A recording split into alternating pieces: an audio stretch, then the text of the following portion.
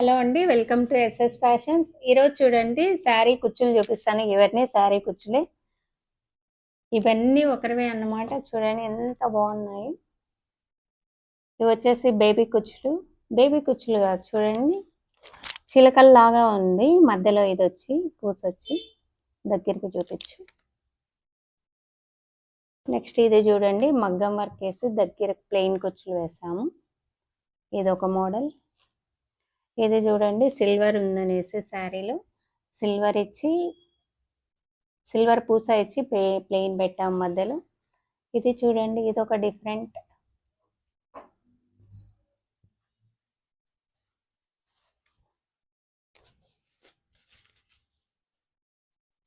అలాగే ఇది ఒకటి. అలాగే ఇది చూడండి,